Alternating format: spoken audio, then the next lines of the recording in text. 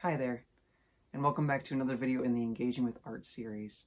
For this part 3 of Choices and Tools, we are looking today at text, or words, essentially how they are used in the context of art. It's a little more specific than our last video, right? Last time we were looking at drawing is a bit vague, more broad, I guess you would say. And so now this is looking a little bit more closely at a specific tool or choice, that being text. Now, when we consider a variety of media in art, text or words appear in different capacities.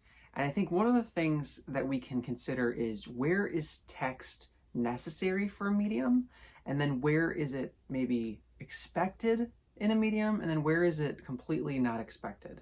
I think if we set things on this continuum, it gives us a better understanding of what I mean when I say that using words is a tool or a choice. Now, on my list immediately, we have, where is it necessary? Literature.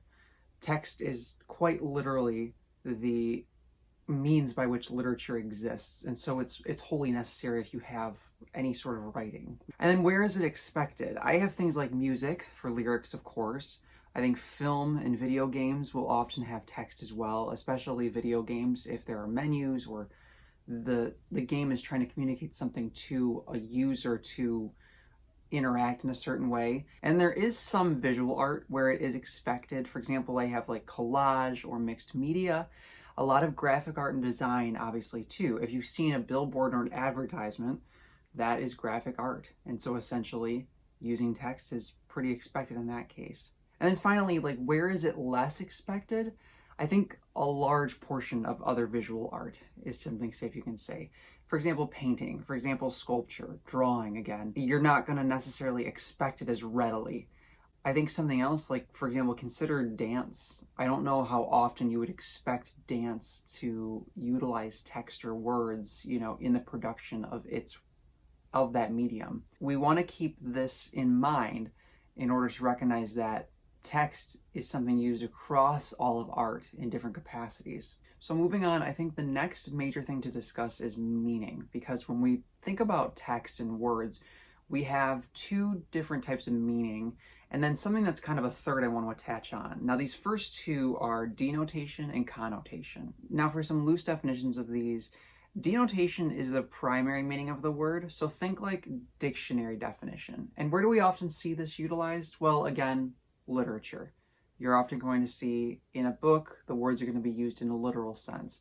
I think film as well. The idea there is a diegetic use of text, meaning that it fits in with the actual medium it's being used in. It's meant to be used literally. On the other hand, we have connotation, which is the implied meaning of a word, oftentimes used in addition to the literal meaning. So in this case, we're kind of considering more the emotional effect on the viewer. This is where it starts to go from utilitarian when we're thinking about text to actual nuance. Now, I want to take it a step further and suggest that not only do we have denotation and connotation, but when we're speaking of art, we can kind of go a step further with connotation into what I sort of feel is the emotional impact of words on the recipient, that it's more than even an implied meaning. And so we kind of have this quasi third bracket to consider.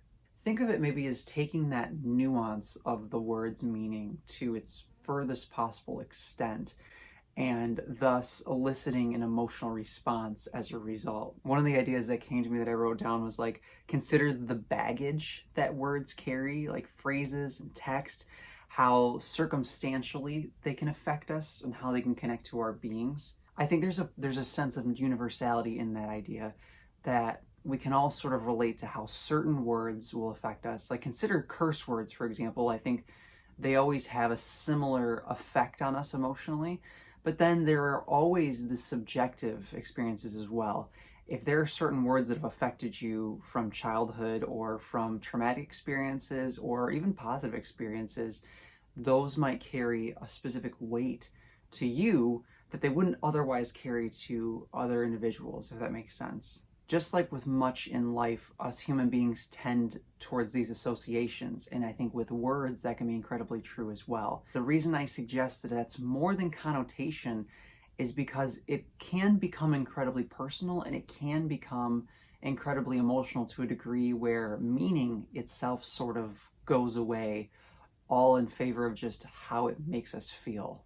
At this point, I want to move on from sort of these definitions and understandings to the visual aspect of words, because especially with what I do, and when I describe these less expected media where words will appear, like in drawing, painting, sculpture, etc., what effect do those have in this visual medium when we see them depicted visually? And obviously, in saying that, I think just consider the fact that appearance of the words will naturally change the impact. For example, think about the way that somebody's handwriting sort of reflects a quality or certain characteristics about that person. Now keep that thought in mind, and then alongside it, picture computer-generated text. Sit those side by side. What does it look like when we see that text that's just printed out from like an inkjet printer compared to like handwriting on the same paper of somebody else? There's so much different weight there when we compare the two. What does one feel to read versus the other? Maybe the text from the computer or the computer-generated text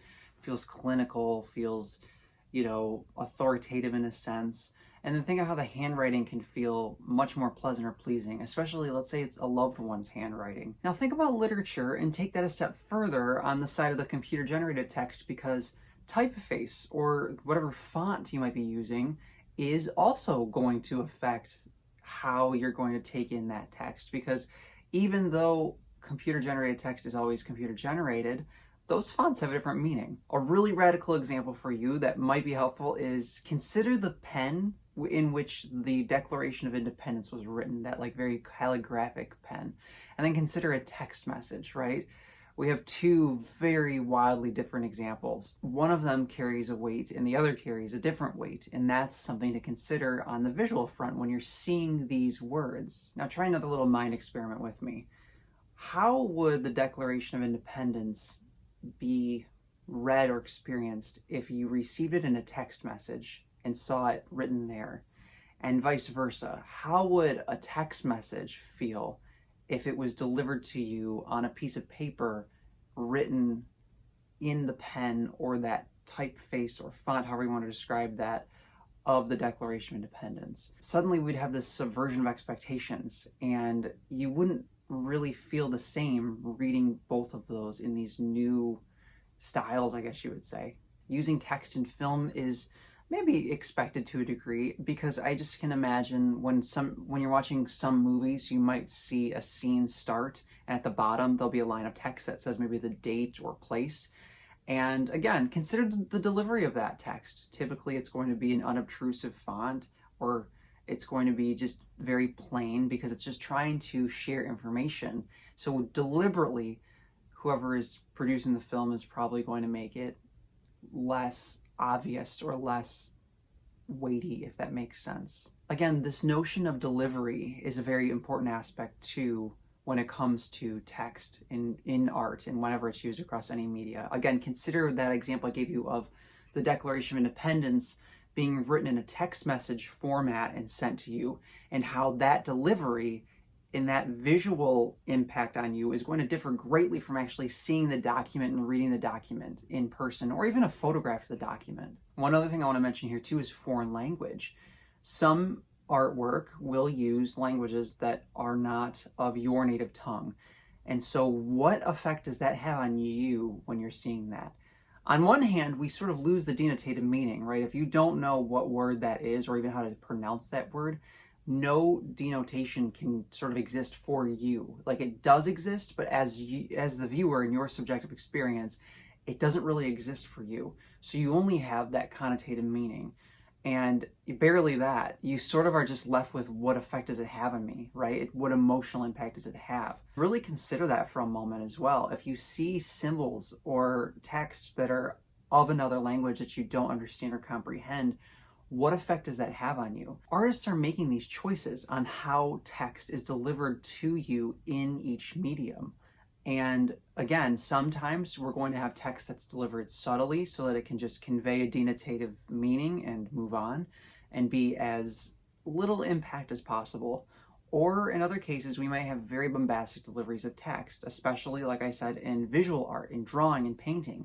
When we're looking at these things, it's always important to remember what effect is this having on me as the viewer? As a case study, and as I've done before, I want to discuss my own work here because I love text and words, and it's become something within my work that continues to recur, and it's a tool that I continue to utilize over and over. For me, it really comes down to the emotional weight. You know, I was reflecting and wrote down, it's about the twofold meaning for me. Like, we have the literal denotative meaning, and then there's the subsurface meaning of the text and how its placement in a piece and how it's composed within a work has a different emotional effect. I have really come to love this, and it's something that continues to grow in my work and something that I hope will continue in my work because there's so much nuance in using text. There's so much richness in how text can affect the viewer and how many layers it can add to visual art. And that's what I find with my work, and it's just, I just think it's exciting. The denotative meaning, that dictionary definition, when people first encounter the word, is an entry point. But I find in my work that, again, we have that entry point, and then it's going to sit with the viewer, and then it's going to affect the viewer and more long-term in that emotional sense. And that's always my hope. It's the weightiness of the words that means so much to me. Over the course of my life, I've always been kind of in love with languages and studying languages, and it's always been very important to me. And I think that's a big part of why it's naturally been incorporated in my work over time as well. During the production of the Windows series and the iterations, I began more regularly studying Japanese, and it became a great comfort for me, actually, and relief, because believe it or not, it's actually a bit of a brain break for me to study my language. And so utilizing text and utilizing the Japanese text in the Windows series for me was actually a place of comfort. In the midst of a series like Windows, where it's very emotional for me and I'm actively working out my own present day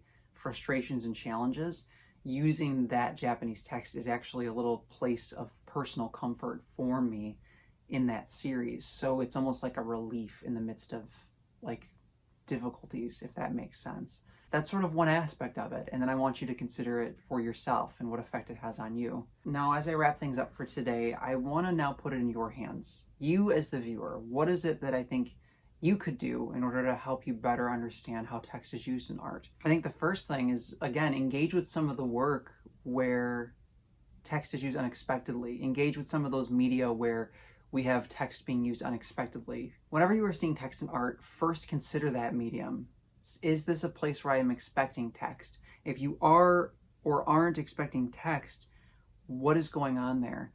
Especially when you're not expecting it. What is going on beyond the surface level? Because immediately already a choice was made to incorporate it in a less usual place, so to speak. As you continue to do that, maybe seek out specific artists who continue to use text in their work over and over. One of my inspirations is an artist named Jean-Michel Basquiat, and he was the reason I actually first started incorporating text, or had the idea to try really and do it in my sketches and see the effect it has. And so find other artists like him who incorporate it more regularly in an unexpected way, and consider like, what does it do in each piece? You know, like I said, how does the denotative meaning factor in? And then how does the connotative meaning factor in? And sort of assess both fronts in tandem, and that's going to help you better understand why it was utilized. A major part of this as well is continue to evaluate your own personal baggage, as I described, with words. Maybe make it a point to jot down for yourself a list of words that maybe make you uncomfortable, maybe that you don't want to hear, maybe that you specifically avoid, and then maybe make a list of words that bring you joy, maybe in weird ways, you know, maybe unexpected ways. That is the sort of thing I mean. Consider like, what is pleasing, what is displeasing, what do you eschew, and for what reason. All of these considerations are going to help us better understand how we are going to be subjectively affected when we view art with these certain words. Again, keeping that in mind is going to help us better engage with the art, and it's going to help us to have a richer experience. Like with any of these videos, these are all starting points, and I hope that this video has offered you just a lot of groundwork that you can now utilize in order to better understand and engage with art that utilizes text and why it might be there, how it might be there, and the effect that it has. I hope this has been a worthwhile watch. Please share with anybody else who might find it to be enjoyable and helpful, and Until the next one, bye everybody. Take care.